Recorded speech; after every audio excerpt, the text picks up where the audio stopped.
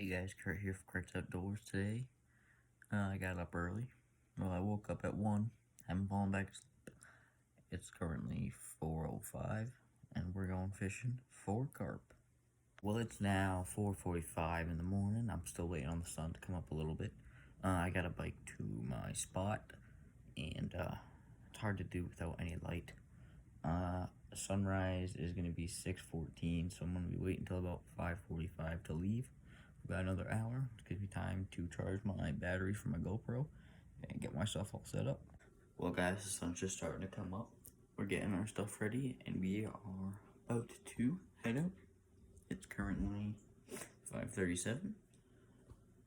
I'm gonna leave here in about 7 minutes and be good to go. So we're gonna be going ahead and fishing the Blackstone River, which is a river from Worcester down to Pawtucket.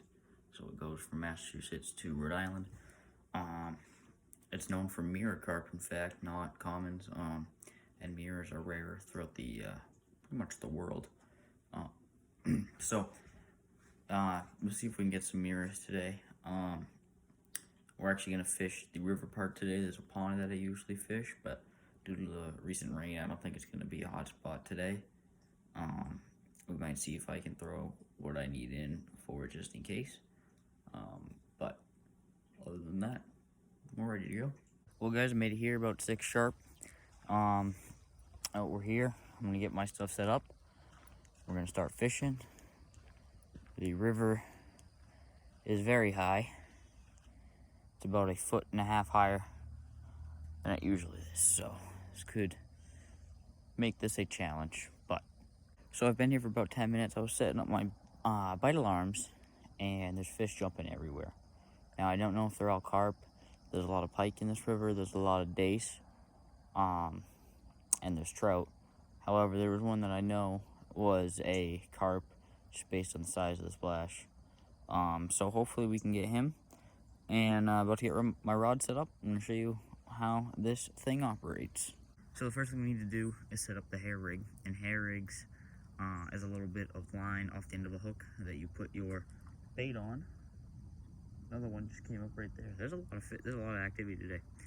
So I use fake corn. Fake corn is just as you think it is, a little rubber piece of corn. So you take your baiting needle and you stab your bait. And then you grab your hair rig and put this loop on the hook on the hair rig and slide your bait down. Well, actually, let me do this. Cover that. That'll go down like that. So now, man, there's a lot of fish. Oh, there's a beaver over there. He could make for some troubles. So there's a lot of fish activity today, which is a very good sign. There's a lot of oxygen in the river to start with, and where it rained a lot, there's probably some more. So this could get the fish jumping. Now what you do is you take this little bait stop, this little plastic thing, you shove it in the loop here and push your bait up, like so. It looks like that. And then that's set up ready to go. We're gonna do it on the other one. And the state I live in and I fish in, Massachusetts, only allows you to have 2 rods in the water at once. 2 hooks in the water at once, so you could have 1 rod with 2 hooks. If you choose.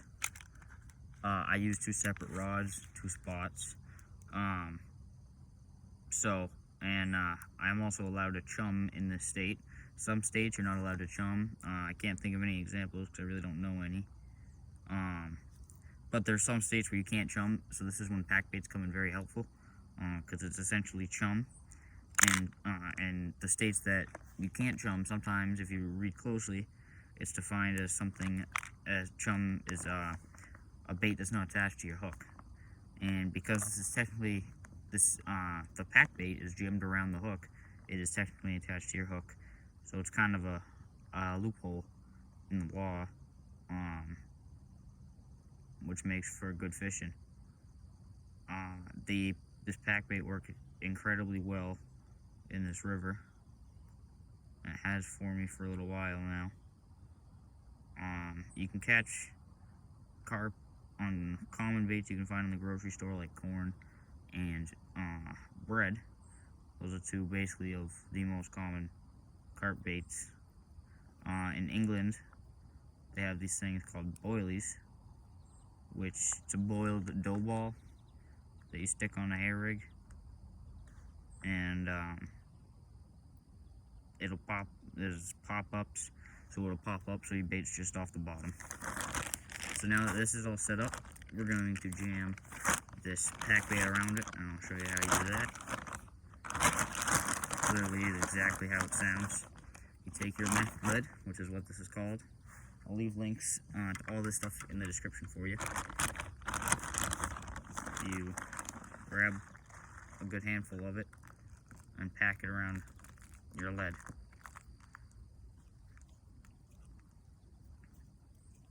Kind of form like this. Works great. You definitely got to pack it in there though. This one I didn't make too well. Kind of screwed it up. Usually it's a little stickier than this. But that's besides the point. It'll still work. You jam your hook in on top, and then your piece of fake corn sitting on top here. So this, as it hits the water, it's going to land like so and slowly start to dissolve. And I'm trying to throw any excess that's on my hands into the water just to get the smell around and let some fish know what's going on.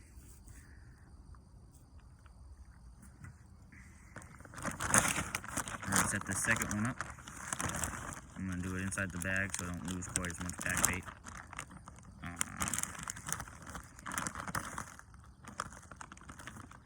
Yeah, so this is literally, I make it by large batches at a time. So I did, oh wow, big fish coming up right there. I use a 4-gallon bucket. I put 3 cans of panko breadcrumbs, a can of sweet corn without the juice, and breadcrumbs. And then I'll add the corn juice as needed, as well as any other sort of liquid, usually water, anything that works.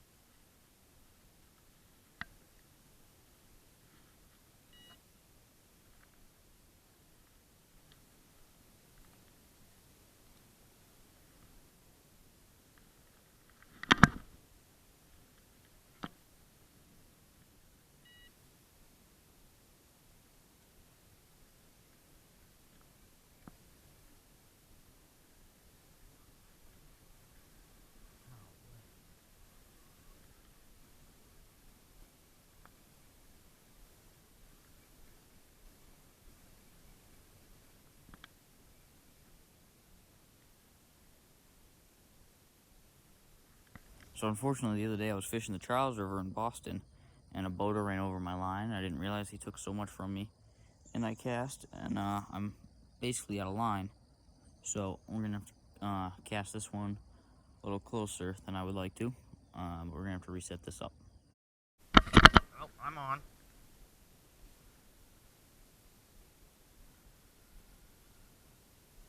It has not been very long.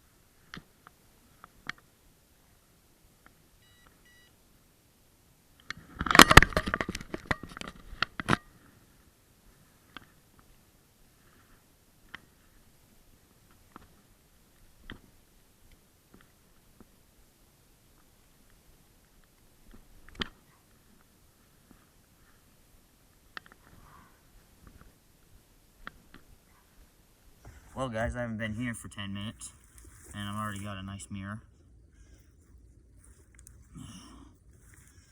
Exactly what the Blackstone River is known for. This is a very solid fish.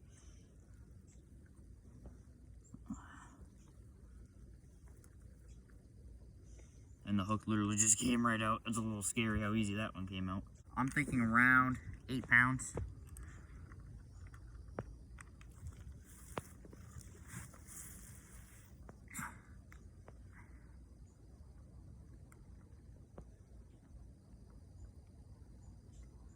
Nine and 3/4.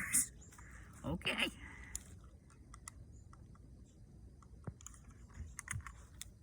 Oh.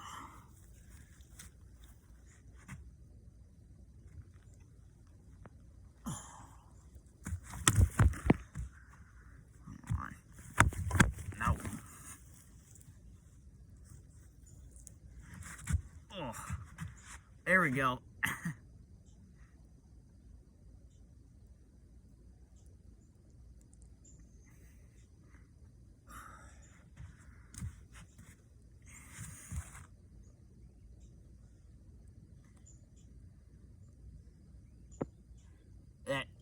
a solid fish. And he is fat. He has been eating very well. He's very long. He's one of the longer ones I've ever seen. I want to see if I have a tape measure. Well, unfortunately, I don't have a tape measure. I think this guy would be close to qualifying for a pin. He's definitely one of the longest carp I've ever seen. And so we're going to get him back in the water.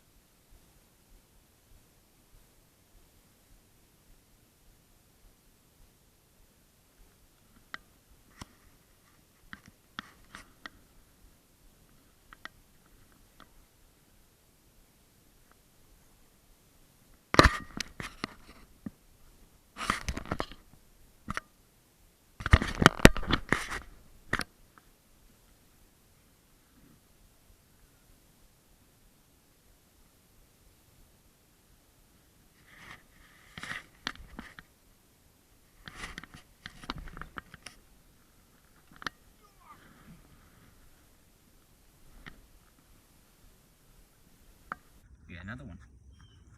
It's another mirror. He's much smaller than the last guy.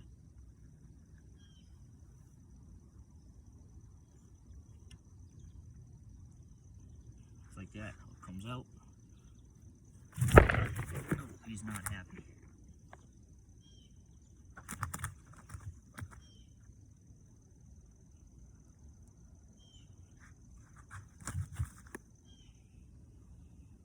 Usually if you cover a carp's eyes, it helps calm them down.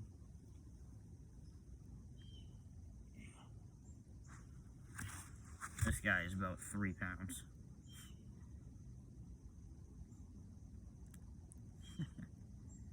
Just a little guy. Still a good fight. Beautiful scales. That's why I love catching mirrors, especially.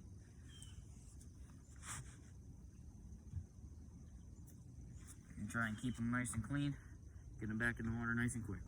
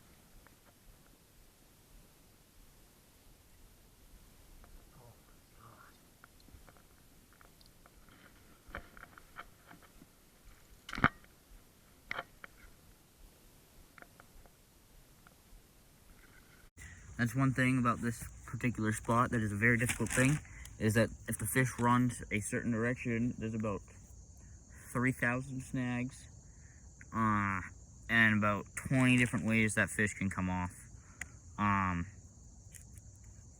That fish got stuck up close. I could have gone and got him if I chose to. He wasn't all that big. I didn't bother. It's unfortunate I lost my tackle, but I believe that the hook came out of the fish's mouth before the fish itself came off, because the fish came off before my gear broke off. So that means that fish is okay. But sometimes the fish just win, which is unfortunate. And because the best way to fight a carp is to kind of let them run. And if you let them run here, they will use, I'd say, 20%, 30% of the fish run that direction. That was the furthest I've ever actually had a fish go that way. There's usually an island in the water, and because of the rain, there is no island right now. And what he did is he ran around the island. I got the line over the island. However, I didn't get it past the tree that was the broken down tree. If I got him around that, I would have landed him. But sometimes the fish just win. You just gotta tie your gear and go again. But unfortunately, I'm running out of gear again. So I think I'm gonna stockpile all the carp gear I need. And hopefully don't need to buy any more anytime soon. One thing with carp fishing is the knots I use the polymer knot. Definitely, in my opinion, the strongest knot ever.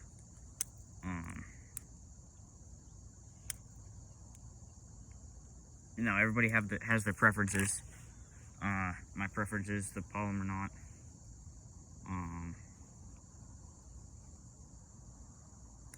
I don't think I've had one. Actually, that's a lie. I've had one knot fail on me this year, and that was because I didn't tie it right. They're amazing knots. They last for a long time. So unfortunately, we lost that fish, but hopefully we can go and get his brother, or his mother, or his father. Somebody. That fish was probably in the 5 to 6 pound range. Just not a bad fish by my standards, at least. But it could have been bigger. Could have been that first one. So just gonna pick our head up and keep going. So the record for this river for carp, the mirror carp, it was 38 pounds, I believe. Which for this area is a very, very good fish. It was caught in Rhode Island, I believe. Yeah, actually, I know it was caught in Rhode Island. I don't exactly know the town. But that was a big fish. The state record's about 45 pounds, or maybe 46. That was caught in Worcester.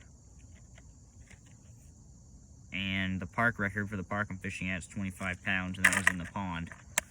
And a 25-pound fish in that stagnant water is a very good fish.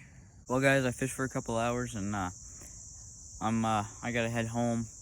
There's still a lot of activity going on, but I've been up since 1 and I'm very tired. I'm probably gonna go home and take a nap, and so hopefully I'll see you guys again in the future. If you guys want to come carp fishing with me, go, there'll be a link in the description to the Facebook page. I run carp fishing excursions here in the Massachusetts and Rhode Island area. Very cheap, and yeah, catch a fish guarantee. So if you come and you don't catch a fish, you get a free trip, and if you come, almost guaranteed to catch a fish. So